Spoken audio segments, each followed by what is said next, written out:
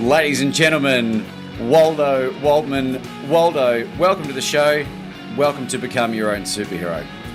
Great to be here, Lincoln. It's actually a Lieutenant Colonel Waldo That's Waldman right. reporting for podcast duty, sir. And for those that aren't watching the video, he just saluted me very sharply, a sign of respect. So I'm ready to be your wingman, Laban. Well, thanks, Waldo. And just something that came to mind. How many fingers am I supposed to hold together in the salute for the Navy? Or Air Force, which I am, but sorry, Air it's Force. it's all your fingers. It's like you're doing a karate chop. Finger has to be aligned, 90 degree angle, et cetera, et cetera. And you're supposed to put it along the right side of your eyebrow. And this is in the US, at least. You're not supposed to touch, but it's supposed to come very, very close. And those are all small little protocols, little nuances that during training and in real life, they enforce, because it's a sign of respect, and attention to detail counts in life and in business, right? 100%. And I just wanted to start off with something profound, or I think it is at least. It's a poem, and I hope that I don't get too emotional, but highway to the danger zone. I'll take you right into the danger zone. You'll never say hello to you until you get on the red line overload. You'll never know what you can do until you get up as high as you can go.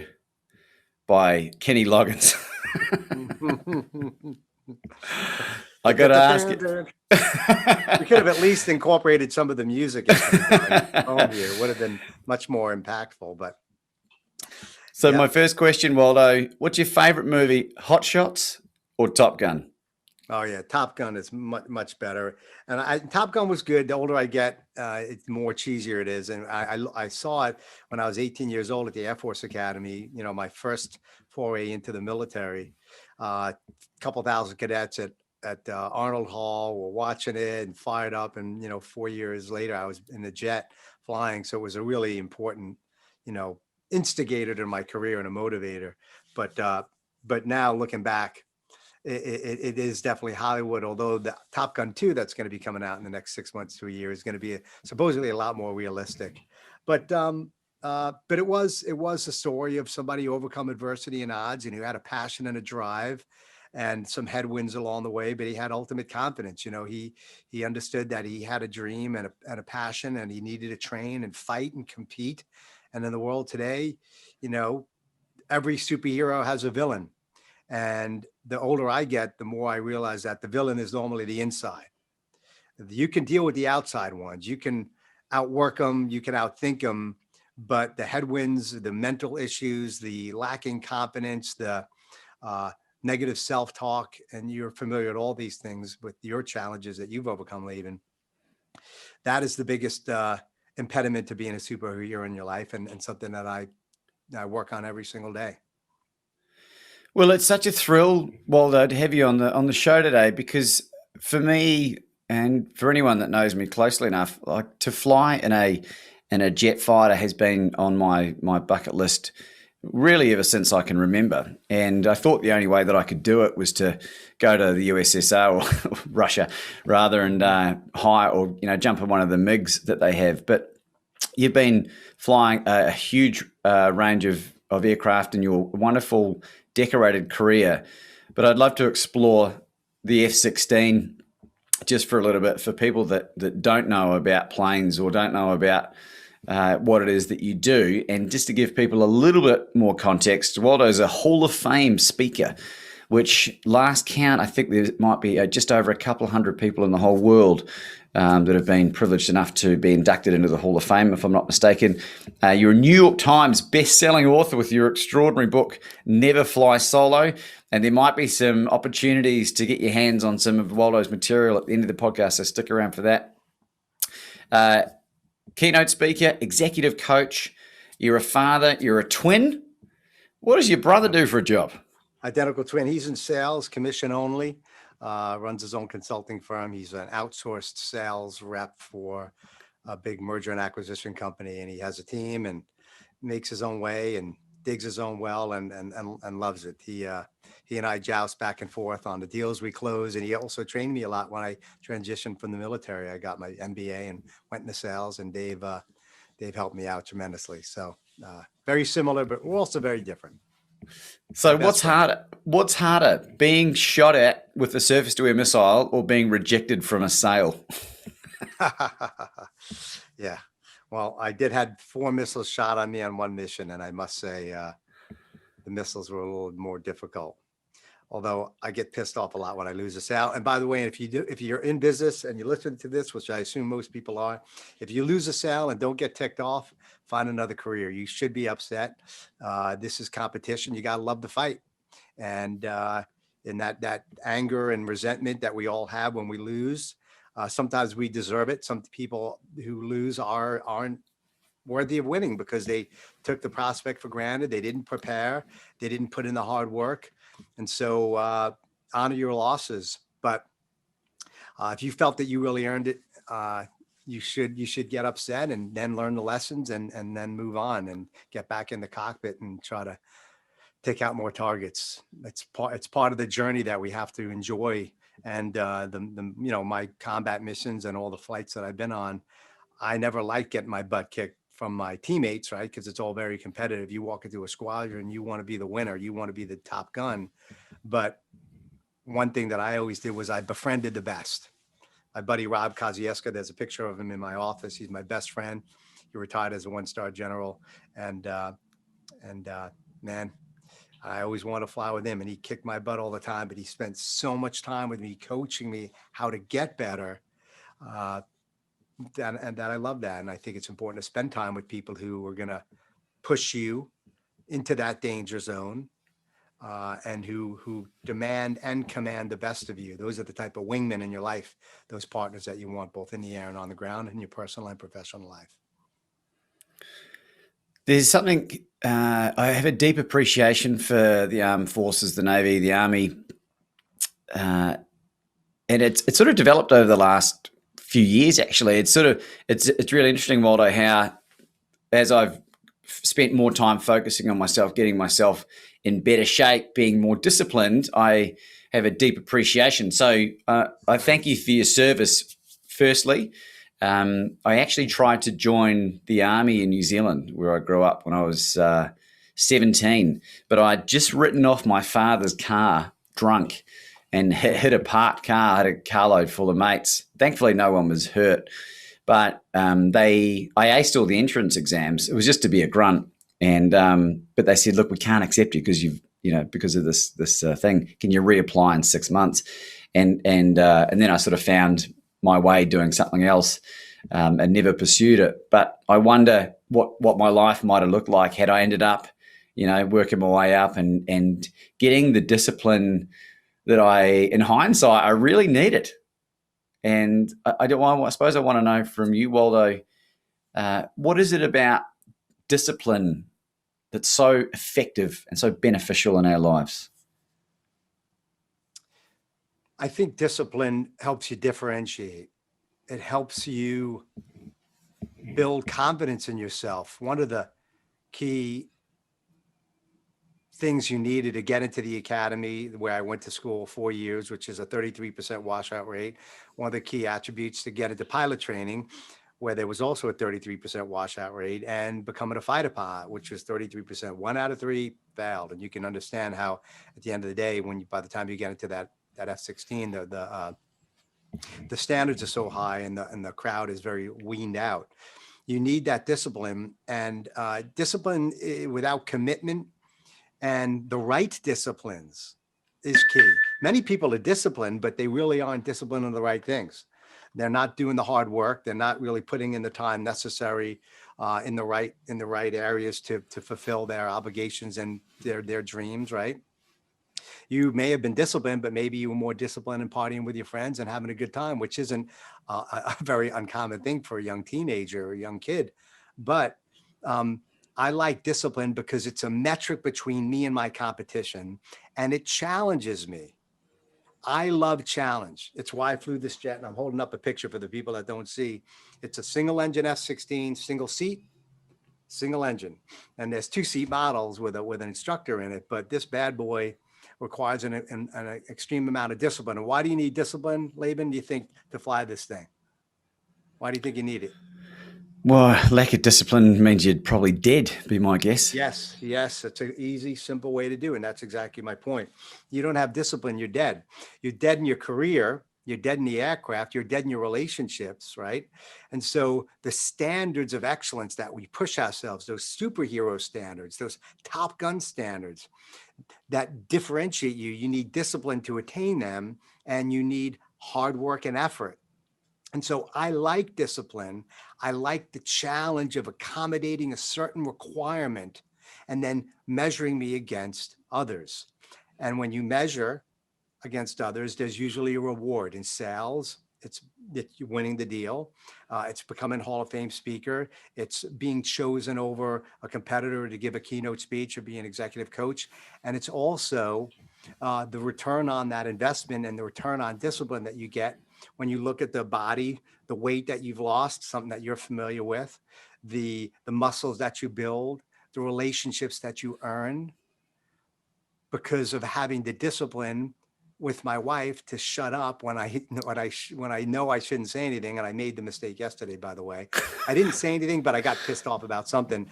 And it was what I didn't say that was just as important. And as we all know, those of us who have significant relationships, discipline is key. So there's always a metric on the other side. And you have to know what the result is that you're looking for. That is the key. What is the purpose behind the discipline, the purpose behind the commitment, the purpose behind the challenge, the blood and the sweat and sacrifice that we all need to make? And what happens when you lose sight of that goal, that compelling goal, your vision, your desire, your relationship, the sale, your dream of putting wings on your chest and becoming a fighter pilot or a Top Gun and whatever it is, you must understand that meaning to the mission and what I call the why before you fly. Then the discipline, the pain, the sweat, hey, it's just something that I need to do to get the prize. And so I would challenge the listeners to really think about as they're flying through life, dealing with headwinds and missile launches, panic attacks that I could share a little bit with you later.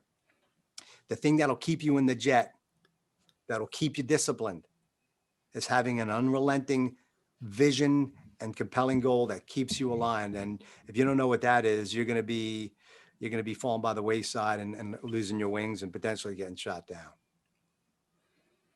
It's a really beautiful description, Waldo, and thank you for sharing that. If I could share something with you that's been happening in my own life, and I'm keen just to seek your guidance on this, if it's okay. I've made this decision and am so blessed that I was able to find out what my purpose on this planet is. And it took me until I was 39 years of age really to figure that out.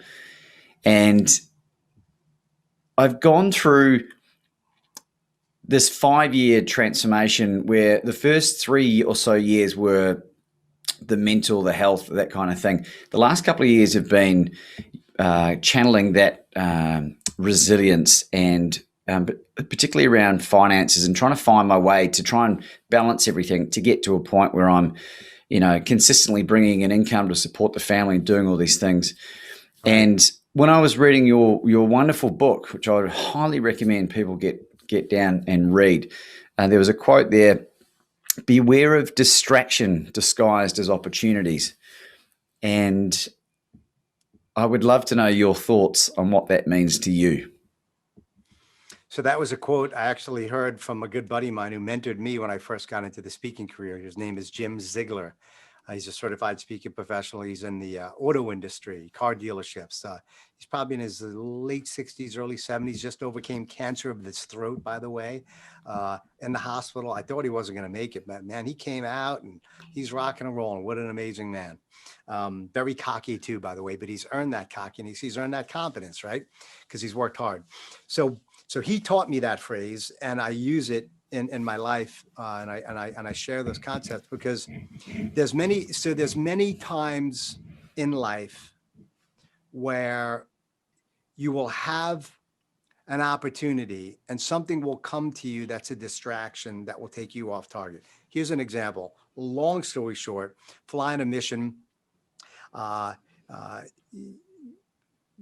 if your job to fly this jet, if me and you were going up on a mission in Iraq, Laban, and by the way, I've flown many missions with my uh, my Australian F-18 buddies, by the way, in Iraq and Kosovo, had a lot of great air-to-air missions with them.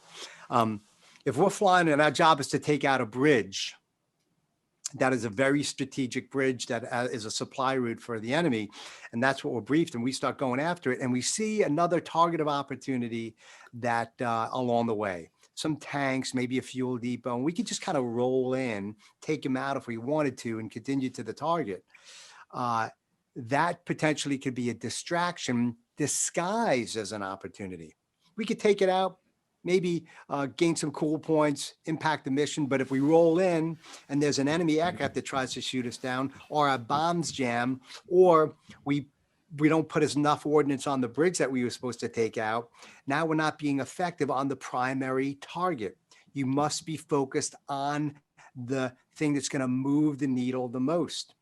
And many times in our life during our day, we're going to have a distraction come in.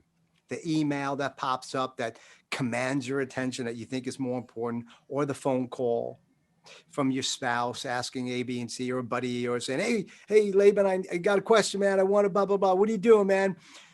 Let's go out and go drinking this weekend or whatever. And you know, deep down, man, shoot, man, I got to get in the books. I got to work on my health and fitness. I need to spend more time with my family and my kids. It's a distraction disguised as an opportunity to appease something that isn't as important as that's going to get you to your compelling goal, that why. So you have to have that self-discipline, the delayed gratification, the discipline not to go after the low-hanging fruit in your business, the easy sales as opposed to the long-term sale that could really move the needle in your business and improve your revenue. And often maybe put your jet in the hangar and even not fly. Here's what I mean by that. In this economy in the world we're in today, we got to refuel and retool, right? We've got COVID, we've got economic uncertainty, we've got health issues, we got a family running around upstairs if you have a family, working from home, virtual selling. It's tough. And so if you have your jet, you were a fighter pilot before, flying your jet, your business, with your weapon systems, but you were flying at night, in daytime conditions in Iraq. High altitude, 30,000 feet, dropping dumb bombs on bridges. But now you're flying at night in the weather over mountainous terrain at 550 knots with a force ship of wingmen with new tools on your aircraft. And you've got to retool that aircraft and understand those new tools. You have to seek them out. You can see even some of the stuff that I was talking about, my Stream Deck. You've got a great podcast studio. And so many times, instead of getting airborne and not being able to take out targets, you have to take your jet, your business, yourself, and retool it with new disciplines, new tactics, new weapon systems, new technologies, video, online learning, virtual training, virtual selling, green smoothies, spiritual readings, things that will retool and refuel your airframe so that you can be more competitive when you get airborne. And so it's okay sometimes, Laban and listeners, to just say, I'm not flying today. I'm not going to get shot at or shot down, or I'm not going to take out those low-hanging targets. I want to re-equip and retool my airframe, my business and myself, so that I could be more effective, have more horsepower. Isn't that why you lost the weight? Isn't that why you want to get into this new space, all the things that you overcame, Laban, right? And it didn't happen. You had to reject those distractions, get your ass in the hangar and work on yourself. And that's what I've done over the years. That's why I run a 7-figure business. That's why I've been fortunate to be as successful as I am. And I'll leave you with this, and we'll continue, all while knowing that another missile will come that I didn't anticipate. Maybe a different type of COVID-19, a health issue, a financial disruption, a personal thing. And realizing that we have to continuously earn our wings every day, because you just never know what's going to bring. And it's an evolution. It's a journey. It's constantly reinforcing the principles of success, which means, hey, Every successful person is going to get shot down eventually, and you just got to learn how to get back in the air. Yeah, I really love that, Waldo, and you talk about it a lot in your book about the ownership, like, and use specific examples of when you mucked up, and I really respect people that have the courage and the dino balls, as I like to call it, to take ownership and say, yeah, you know what, I mucked up. One of the things that I'd love for you to share, if possible, Waldo, is we sort of glossed over it a little bit, but I'd love for you to share the story of you being shot at in the plane, because Right. it's mind blowing to me, and I know that other people will think that too. So go for it. Well, it's kind of a long story, but I was flying over the eastern portion or the western portion of Serbia, and monitoring Belgrade, and we were going for specific targets. And essentially, two missiles got launched on my aircraft. I did what's called a glib 2 maneuver. This maneuver to bleed the aircraft or bleed the missiles out of energy, and it involves turning into them and bringing your nose up and down. It's relatively unclassified in certain areas, but it's kind of the funky chicken, right? You're like, I messed up the whole procedure, right? I trained 1,001 times. When the proverbial poop hits the fan, when the pressure's on, you're going to mess up a little bit, but I messed up a lot less than I did if I didn't have trained at all, right? So, but anyway, the missiles exploded like 1,000 feet from the aircraft, which are pretty close. They look like 4th of July fireworks. And then I rejoined with my flight lead. As I'm rejoining with him, another two missiles launched at me, and they came even closer this time. The maneuver was a lot smoother. But what it did, it really emphasized two things. Number one, there was another wingman involved who was calling out the missiles as well, building what I call situational awareness. Many times we don't know if missiles are being shot at us. We may not see, the proverbial picture wall in the frame. And then the F-16, you can't see behind you. You're locked into this little cockpit. You don't know if you're leaking fuel or on fire, or if a missile's coming up behind you. But if you have a wingman or a wingmam, the wing ladies, right? If they call out brake right or brake left or missile at your 6 o'clock behind you, 12 o'clock's out front, you got to take action. And that's the key of not flying solo. Many times, as you're going after targets or being shot at, you may not know there's a threat coming. The weight, the relationships, the lack of sleep, the lack of disciplines that your friends, your wingmen, your trusted partners see, they will call out the missiles for you if they truly love you, tell you what you need to hear and not what you want to hear. And hopefully you'll take the action, get your ego out of the way, and maneuver. And that's what I did in the aircraft. I had a great relationship. This is how we train in the Air Force. This is why mutual support, building the situational awareness, the 360-degree view that you need to win. But that's impossible if you're doing it on your own. And so the lesson from that was the mutual support, the preparation, the training, and then also the fear. The fact that preparation helps you overcome fear. The fact that you need to be very, very present to dodge these missiles and be able to maneuver when if you don't do it the correct way, you could die. And imagine everything in your life, the cold calls, the disciplines, the working out, the conversations you have with your spouse or your kids. Literally, it's life and death of that relationship, of your fitness, of your health, your future, your career, dependent on your ability to execute correctly. I guarantee you'll be a lot more focused. You'd be a lot more prepared. You'd read the books, attend the seminars, listening to these podcasts like you all are doing, because you need an insight from Laban and myself or his other amazing guests that'll give you that small, subtle, yet impactful insight to say, what do I need to do better tomorrow? How do I retool a little better? How can I stop bullshitting myself and say, I got to get my aircraft in the hangar and start working on myself and not giving myself excuses? That's what a Top Gun does. It's not about winning and being the best. It's more about doing your best every day, acknowledging your weaknesses, seeking others to help you, and ultimately putting in the hard work. That is key in anything where you want to be a Top Gun in life. Waldo, do you remember what you said or what went through your mind the moment you realized these missiles were on your tail?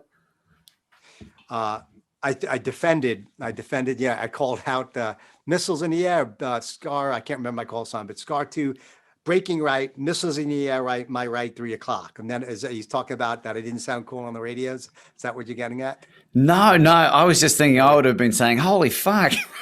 yeah. Right. What you're supposed to say, call out the missiles. So you're building situational awareness that others can help you out. So I said, wingman is, breaking right, turning right into the missiles, my threat missiles right, 3 o'clock low. So my wingman who knew where I was at would build situational awareness on where they were and can seek them out. So I'm sharing with the rest of the formation where the threat was. And a lot of times, hey, that's a really good point, actually, you brought up, in the fact that you may be having some missiles launched on you that are impacting you, that are impending failures, lessons learned, mishaps, mishaps, mess ups, battle damage, failures. And if you can share those failures, those missiles as they're being shot at you, or where you mess up with your team, with your loved ones, with your friends, with your peers, say, guys, gals, I screwed this up. I said the wrong thing. I drank too much. I didn't do the disciplines.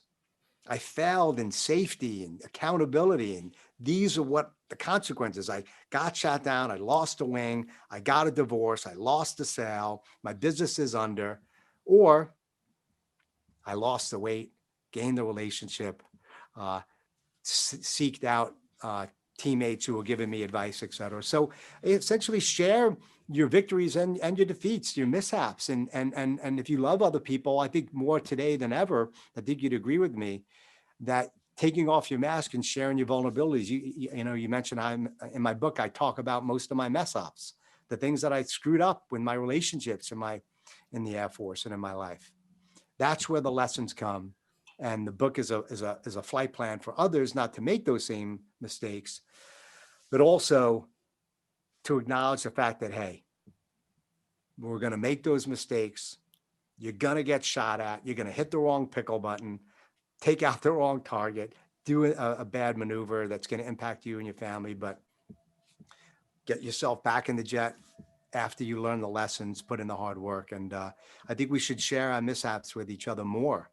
And, you know, so that the people that we care about and work with and love won't make them themselves. And if you're a parent listening to this or have a best friend that you really love, you should share with him or her all these things and be willing to cut a vein and show some blood, which really reinforces your humanity, which we need more than ever in life, especially the way things are today. It's so true, Waldo. And one of the superpowers that I've discovered that I have, particularly in the last couple of years, is this ability to allow people to be comfortable enough to share with me, in a lot of cases, things that they've never told anyone, secrets, stories, in some cases, abuse. And it's not that I'm a shoulder to cry on. That's not the case at all. In fact, I wouldn't say that's me at all. But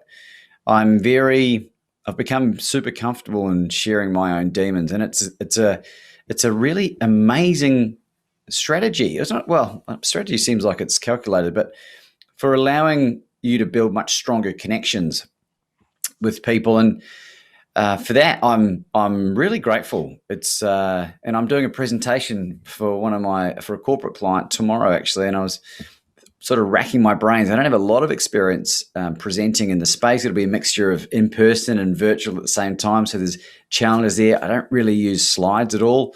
And I'm just like, you know what? I'm going to use storytelling of my own journey and the power of vulnerability and use some real life examples of some amazing things that have happened in my life as a result of bearing my soul to the world.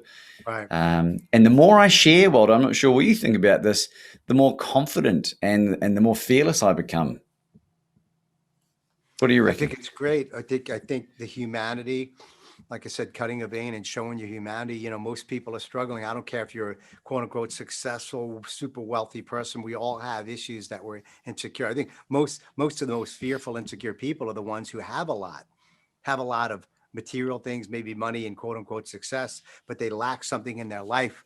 There's a gap, there's a emptiness that prevents them from waking up with joy and bliss every day. And I think it's something that I'm always working on. Uh, I think for a long time, I grew up in a very abusive household. I was literally talking about this to my buddy, Rene Godefroy. He's a Haitian immigrant who became a speaker. Just this weekend, we were talking about this vulnerability piece, Laban. And I share with him how, my parents are 91 and 86. They're both alive. And I hope they live another week or another 10 years, God willing. But great people, but I grew up in a very abusive relationship. I used to walk to school with bruises on my body. My parents were old school, hit and they argued, and there was a lot of abuse in my family. And it humbled me a lot. It made me more appreciative of nature, it made me realize the importance of relationships with my sister and twin brother, right? Who coached and mentored. We had a shoulder to cry on. Many people don't have that shoulder to cry on. Some folks who have gone through abuse don't have a wingman or a wingmam in their life, a brother or sister or best friend who can console them in these tough times. And I think it builds the confidence because you realize that the world isn't going to end, number one, that those fears and vulnerabilities and emotional scars are truly scars of character and growth and empathy and compassion and fortitude. They kicked your ass to get better. They made you realize how it feels to be alone and broken, and to be at that position in time in your life where you truly, create that bruise, that flashpoint, that spark, the solder point where, yes, there's heat and pain there, but it sticks and it makes things memorable. And it's useless unless you put it to use. It's useless unless you acknowledge the lessons from it and then help other people through their fears and challenges. Provided that, here's the key, that you're not using that story as a crutch, as an excuse to outsource your accountability, right? Many people say, well, I was abused, or I had this, or I went through a divorce, or I got cancer, or I had a panic attack and almost died scuba diving and became claustrophobic, and that's why I'm going to quit flying, and which has happened to me. I almost died in a scuba diving accident and became claustrophobic, but I didn't quit on my mission. But it sucked. I was miserable.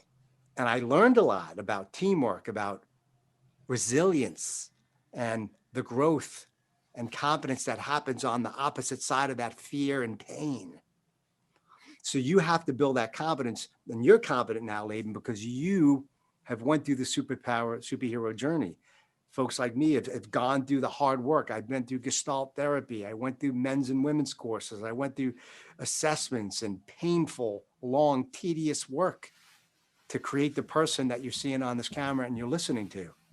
So if you're not going to do the work and you're just going to make excuses and use that as a crutch for your failures and lack of accountabilities or miserable self-talk or avoidance of relationships or acceptance of mediocrity in your life, because, well, that's just the way it is and that's how you're programmed, that's a hard journey. And we have to work on that, seek help, realize there's lessons built into those failures, and that we are meant to grow. We're meant to fly, not to stay in the hangar of fear and doubt, but to be airborne, possibly getting shot at, but in the process, kicking some serious ass, taking out targets, and being exhilarated and living that challenging life that I talked about in the beginning, which is really what I love about life and my business.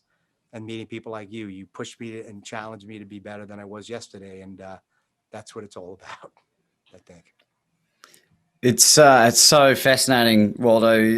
In the work that I've done, learning about dysfunction or abuse growing up, and that can take, physical, emotional, spiritual, sexual, abandonment. If you've got an alcoholic parent or drug affected Sure. uncle or auntie or whatever, or a major traumatic event. There seems to be, interestingly, a direct correlation with an increase of things like panic attacks and claustrophobia and some of those, agoraphobia and that, fear of being outside, that type of thing. And it'd be interesting to know whether you've done any work or you've figured out that there might have been an indirect or direct link to what you experienced that maybe triggered the claustrophobia or the panic attacks. I don't know. Have you done any digging on that? Yeah. Lot of self-reflection and hard work. As a matter of fact, this 24-year-old kid contacted me. He read my story. I did it. There was a video on CNN. And then also, if you go, there's a Goalcast video, 50-minute video where I share a little bit about my journey of overcoming claustrophobia. I asked him, I've coached folks who are going through these anxieties. I think it's a gift of mine. And I find that I enjoy helping people build the courage to face their fears. I call myself a courage monger, not a fear monger. There's enough of those in the world. I'm a courage monger, which means I will hug you, but I'll also kick you in the butt, right? I think people also need to be pushed and kicked a little bit with a loving boot, rubber, nice soft boot, but pushed and said, you're selling yourself short. You're playing it safe. Let's do it, right? Let's push it up, which is a chapter in my book. Let's fully commit. And so I was asking him about his family. Long story short, he basically, he was flying, went through lessons, and he suddenly started having panic attacks. And he couldn't do it anymore. And it was a year or two since he last flew, and he wanted to get back in the plane. And you heard about my claustrophobia and dealing with anxiety and how I was able to stay in the plane. And he's like, how do I get back in? So long story getting longer, I asked him about his family. And sure enough, his dad, type A, aggressive, physically abusive, very impatient. Whenever he messed up, he would be demeaned and ridiculed. My dad didn't really do that too much to me as far as that, but it was always never good enough, right? You had an A minus, why wasn't it an A? If you had a B plus, it should have been an A. If you scored one goal, why didn't you score two? It was kind of like that, typical Jewish family, right? Always demanding more and more. But it was a good thing in a lot of ways because it pushed me, but I couldn't be present enough and just accept the joy of the win. So it was always about the next level, instead of savoring the flavor of the victory, because I felt that it wasn't good enough. And I think this kid had the same thing. And he reflected on his experience in messing up and the abuse and the anxiety and fear that he would experience from his dad when he messed up. And he'd bring that into the cockpit. And if he wasn't doing everything right, or he'd start second guessing himself, or what if I get into the weather? What if I lose this engine? And he'd start going through these what if scenarios, and he'd start freaking out because he had to be perfect. And he had to be in full control. And so I reflected that more about with me, and the fact that I reflected on the anxiety and the pain of not being perfect and going through some of that abuse as a child. And also that physiological feeling of just a few days before my first panic attack in the plane, almost dying scuba diving, that panic attack, the loss of control, the fact that I thought I was going to die, that I was freaking out under the water. I translated that. I basically had PTSD, post-traumatic stress disorder, but it didn't happen in combat. It happened 35 feet under the water in the Caribbean, scuba diving. I transferred that in the jet. And as soon as the mask and being in this closed space, it kind of triggered that same feeling of being underwater. I was in full control. I'm in the plane. Oxygen was good. I could move around. There was nothing happening. But now I'm locked in and I can't have full control. I just can't jump out. I just can't take the mask off and do what I wanted. And so when I lost that control, I realized that's where the anxiety came from. So I had to get used to, this is the kicker, folks, get used to flying in that uncomfortable position of being in this tiny space for 6 hours at a time in a tiny cockpit, barely able to move at night. 35,000 freaking feet. Think about that. It took everything in me to just say, to not just explode out of my head. It was the the Top Gun of fear for a claustrophobic. Hey, you're claustrophobic. We're going to put you in a plane, pop you up at 35,000 feet at night in the weather where you can't see the sun, you can't see the ground, can't see the stars, and you're going to possibly be shot at as well. You've got 6 hours. Canopy is coming down. It is locking now.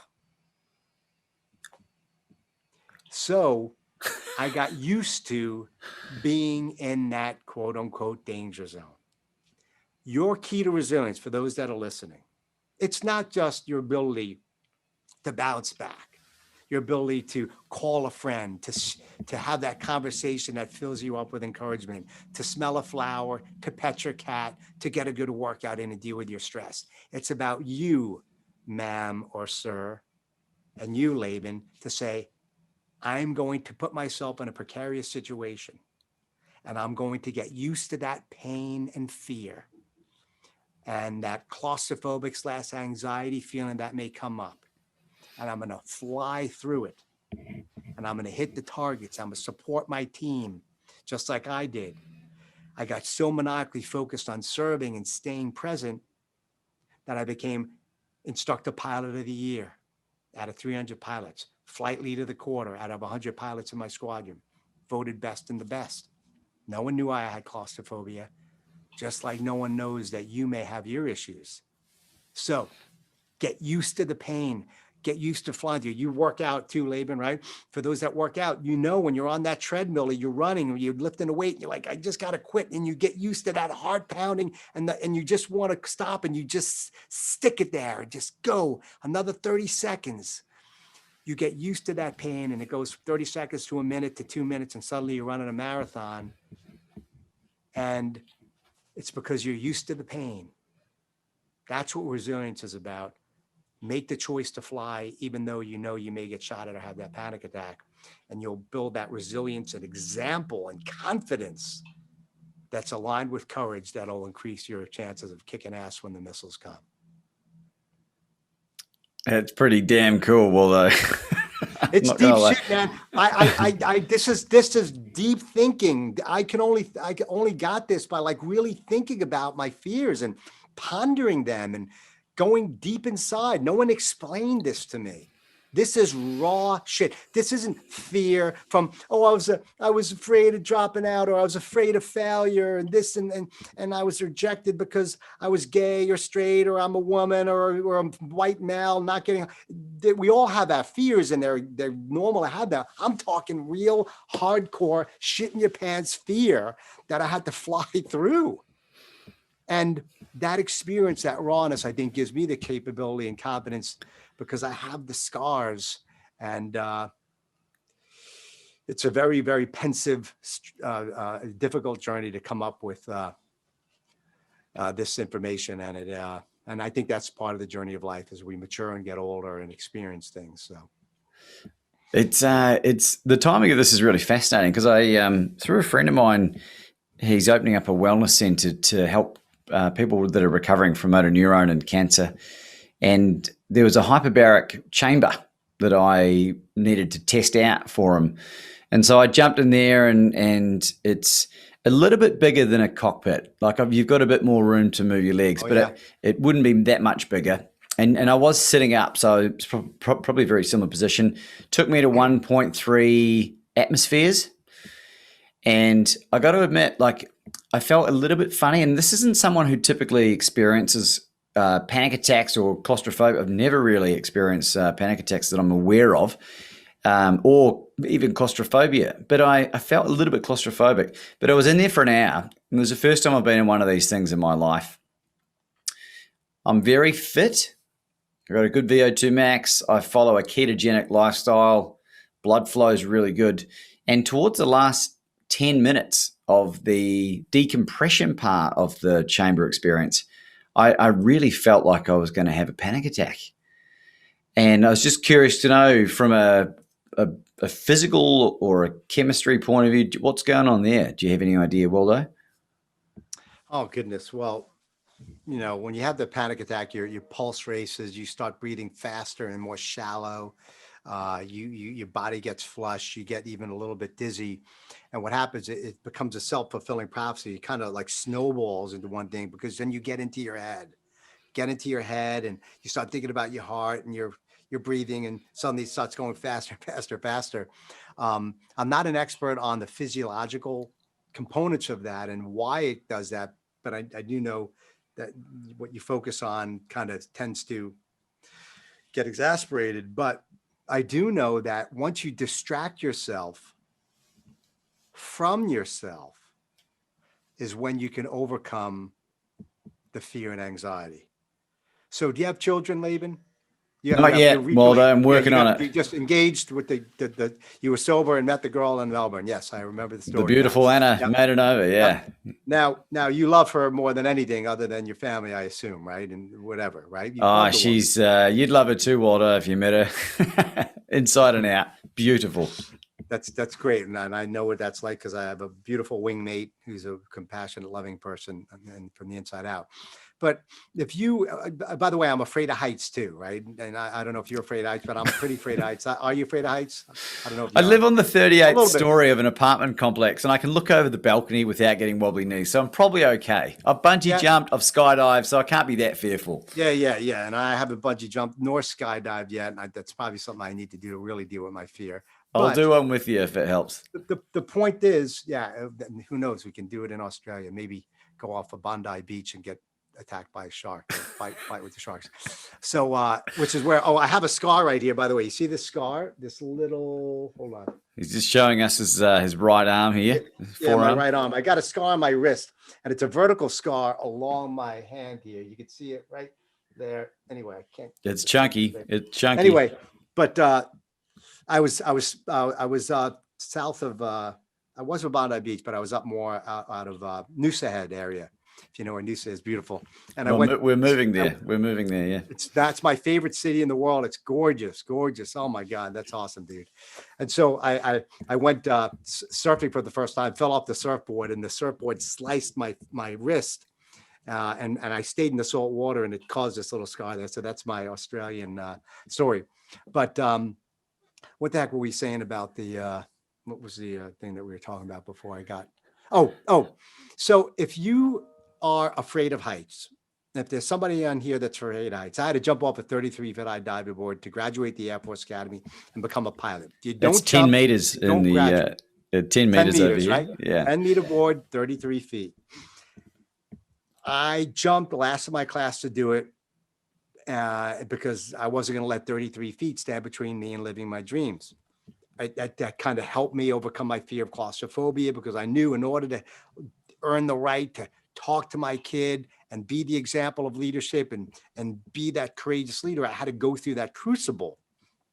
But distracting myself to my wingmen, my teammates who needed me when I was flying in combat, if I was focused on myself, I would get panicky. But when I focused on them, the target, the threat, how do I protect them? It distracted me from myself, and I became more present. And it was a gift to me to serve, because I treated them like my brothers and sisters, my loved ones. And when you love your child, your wife, your spouse, your partner, anybody, and you're on an edge of a diving board and you're freaking out, looking down, let's say it's 100 feet or 75 feet, which you can still live. But if you're afraid of jumping, and you're probably not going to jump if you're totally panicked. But if your loved one, your child, your wife, your fiance, Laban, is saying, Laban, help me, help me, help me. Or somebody says, Mommy, please help me, jump. You're going to jump in a heartbeat, right, bro? Yeah, bro. For the parents that are listening, you're going to jump to save your child, because your passion and your love is greater than your fear. And so you need to, in your journey of life and finding meaning in your mission and what's going to get you in the cockpit, what's going to get you to build the resilience and be the superhero.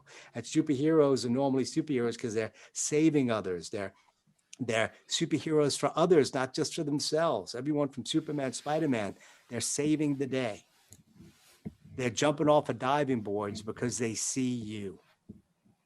They're jumping into claustrophobic situations and flying in jets because of you and serving. And that's why I believe love is a byproduct of service. And service is a byproduct of love. And love is service in action. You got to dig deep and say, what is it? And this goes back to the square one, what we talked about, the why before you fly, the meaning to your mission. When you can tap in the purpose of why you're going through the shitstorm that you may be going through right now, the challenge, the COVID-19 missiles, the working from home, the panic attacks as you're wondering about the future, your health, your fear missiles, your ability to lose the weight, have the relationship, ask for the sale, deal with whatever health issue you may have in your life, whatever it is. You stay in that plane because you have meaning behind it. You're going to share that story and you're going to help out someone else. You're going to be jumping off those diving boards and flying those jets because somebody needs you. And last and not least, it's your responsibility to do it as well. If you're losing your passion and you're not having the motivation or the inspiration to jump off that diving board, oh, I don't feel like it today. Oh, parents who change diapers, they don't tell the 2-year-old or 1-year-old, the newborn, oh, I'm losing the passion today. Change your own diaper. Here's the baby food. Feed yourself. Because I know my wife was losing passion when she was helping to raise our little boy. I know I'm losing the passion when I have to jump on planes, before and get into this office and do this virtual stuff. It's not all about your freaking passion and how good you freaking feel. Tough shit. Life is going to suck. That's where it's tested. That's where your leadership and resilience and courage is tested. Not when the weather is perfect. It's at night in the weather over mountainous terrain. And so this is your calling, your compelling goal. It's your responsibility because you chose to put wings on your chest. You chose this profession, Laban. You have an amazing story and experience. And people that are listening, your experiences, you may not be a fighter pilot or whatever, but you have something in your life that you've experienced and a goal and people that need you to succeed. You don't need a story or a climb Mount Everest to fly a jet. You have something worthy. You just got to figure out why it is that you fly, create that compelling goal. And if you don't have one, find one, because life is about service and truly contributing to others' success. That's the gift, in my opinion, of being a parent. That was the gift of being a fighter pilot with my men and women, my wingmen. And that's the meaning that drives me every day to do these crazy interviews at 5:30 on a Tuesday night with somebody who I'd never met before. Of which we are super duper grateful. Waldo, you are looking to have a giveaway to one of our lucky audience members. Are you still happy to do that? Yeah. So this is for everybody. Actually, anybody listening. I have my book, Never Fly Solo, was a New York Times and Wall Street Journal bestseller. I think you can send the link out for them, right? Do you want? I believe you can. Yeah, it'll be posted in the YouTube or in the podcast links below. Yeah. But if you want, I'm going to put on the video here. I've got a 5-video series called Mission Ready. And 3 to 5 minute videos, you'll get an email sent to you. But if you go to yourwingman.com/MR, like Mission Ready, lowercase, please, yourwingman.com/MR, and put in your name and email address, you'll get sent those 5 videos, and you can stay in touch with me that way and all that good stuff. And if you want to go deeper with the video series, you can sign up for more after that or reach out to me. And then my book, Never Fly Solo, if you want to get a copy of the book, it's $20 on Audible. But if you want to get it free by listening to Laban's podcast, if you go to yourwingman.com/NFS, like Never Fly Solo, you can get the podcast there. And for those that see it, there's a QR code. If you put your camera, open it up, you'll get linked to me on LinkedIn. That's where I do most of my networking and content is on LinkedIn. You can find me at Waldo Waldman, LinkedIn, Twitter, Instagram, and all that good stuff. So those are the goodies. Those are the takeaways. Hopefully folks will take advantage of that and take action, because you could sit here and, pardon my expression, mentally masturbate and listen to these things, or you can take action and say, what are the action items I'm going to take based on this podcast, based on the investment that you placed into hanging out today? It's all about the steps that you're going to take, and that's how you're going to refine your flight plan to reach new heights. Absolutely brilliant. Well, do you have any concluding thoughts before we wrap this bad boy up? No, but The key at the end of the day, you may be courageous, you may be prepared, you may have a great team, but truly, when the missiles come and you're overwhelmed and you're not sure you can make it, my advice to you is be vulnerable and courageous enough to say the three most important words there are in life, which are, I need help. Mayday, mayday. That, my friends, is the wingman or wingman's call to action. You're going to have issues in your life that you can't solve on your own. You think you were prepared, and suddenly something's going to come. And my confidence doesn't just come from my abilities and my experiences. It's the fact that I can pick up the phone, call out people like you now, Laban, and ask for help. And the way you build up that list of wingmen is by giving your wings away, by being that resource, that asset, that comrade of courage and inspiration that other people need. And when you're in the dungeon of life and you're exhausted and fearful and paralyzed, first step should be help somebody else out, and it'll get you out of your head, get you in service mode, and you'll be more present and more fulfilled in life. And that's truly where joy comes. And that's where I think I'm at right now. I get a lot of joy in areas that I never got before with COVID-19. And that's the gift of all of us right now. That journey and the pain that we're going through makes us more appreciative of the kind friends that we have. Ladies and gentlemen, Lieutenant Colonel Waldo Waldman, everybody.